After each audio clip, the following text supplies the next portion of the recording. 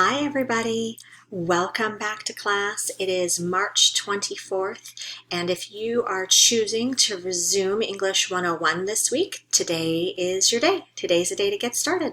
So I wanted to take just a little bit of time to talk to you about option A of the schedule for English 101, which would be starting today and this week, and option B, which would be for students who would like to start when all of GCC resumes on April 6th. So I want to talk to you a little bit about those schedules to help you make your choice, and just to remind you that we are all online for the rest of the semester. So let's begin. I sent out a Google Doc to you at the end of last week, Friday, that showed you option A, option B. I've since updated it and tailored it to your class specifically, so I have a new Google Doc. I will be including it in this email. I've also posted it in the announcements for our class. So if you are choosing option A, as I said, that means you'd be starting back with English 101 this week. And on the chart, each week, there's a list of what's expected of you, what you need to do for just in time, what you're doing for your chapters, and some links and things like that for you.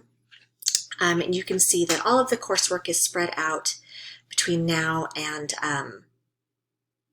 May 3rd-ish is pretty much what we're looking at here. If you choose to come back on April 6th, you would start down here, so the week of April 6th, but you'll notice that all the work that everybody else who's starting early has already, taken a bite out of is now going to be on your plate. So the April 6th schedule is just going to be a little swifter. You need to make a choice of what's right for you. If you happen to be home and stuck at home with not as much to do, you might choose to start back a little bit earlier. It is optional, however. These are suggested due dates. I'd also like to remind everybody that I will not be taking late points for assignments that are turned in after the due date in Canvas. All due dates are now suggested. You do have to complete everything in order to be successful in the course. Well, you have to meet the course objectives, and you have to obviously earn a grade of C or better by May 4th or so, May 4th, May 8th. And if you're able to do that, then I will grade you out of the course. But you definitely don't want to save all of your work for that last week and try to get it done. That's not going to work. So let's take a look, for those of you who are choosing to start back this week, the option A schedule. So what is on your plate this week? Just in time 9, writing introductions and conclusion paragraphs. This should be a review. We learned about intros and conclusions in class when we were meeting face-to-face. I have you reading chapter 8 and chapter 14.9 in your textbook. So chapter 8 is on position arguments, which is basically what you are writing. And chapter 14.9, you're just reading the point 9 section, which talks to you about argument structure. So this is just supplementing what I'm going to be talking to you about through video lectures. Also this week, you have 2 things that will be due, optionally due. I'd like to see an outline for your argument paper, and I would like to see blog post for focusing on a classification structure.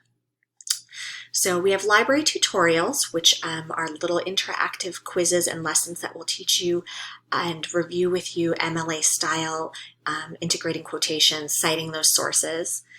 We have some notes on the classification structure for that blog post. Here you'll see that you have notes to just the slides, and here you have a link to a video lecture, which is me talking to you about those slides. Just like you would do if you were coming to class at GCC, you would come in, you would sit down, we would have a little banter, I'd put up my slides, I would talk to you about that information. Obviously we can't do it in person, but I can continue to give you video lectures through YouTube. So this is the link to that YouTube video lecture about classification. Here's a link to a graphic organizer for blog post 4 if you'd like something a little structured that you could print out and just get your ideas down before you start writing. And then obviously I'm going to have some information for you about how to write that argument outline in this email. So check out that video lecture, and then your outline will be due this week, and then that classification will be due this week. So you can see that this schedule is going to be really handy for you just to see where the assignments, the order you should do them, and to help you pace yourself. Here's another place that you could look.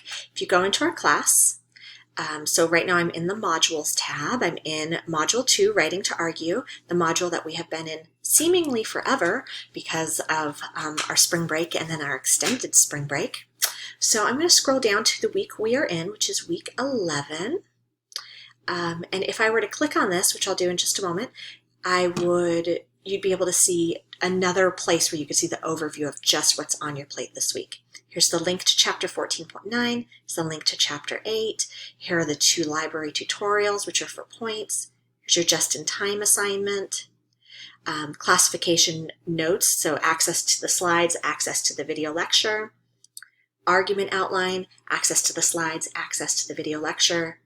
Here's where you'll submit that argument essay outline, and here's where you'll submit that blog post. So that's your work for this week. And if I were to click on the weekly overview, I can see all of that organized for me. Here's what's up Tuesday, here's what's up Thursday, here's, the things that you would be considering homework, and here are your due dates. Okay. That's what I've got for you. I'm hoping that you will watch this video and just check in with me. I won't see your faces again as my students at GCC, so I would love to know how you're doing, how you're being affected by COVID-19. Are you working? Are you not working? Do you have a multi-generational home? Do you have kids who are homeschooling with you? Are you trapped in a tiny apartment? Do you have access to technology to be able to complete this class? Let's talk. I would love to hear from all of you. I'm working, I'm home, I'm hiding in my den here, so just let me know what you're up to, and I will see y'all in Canvas.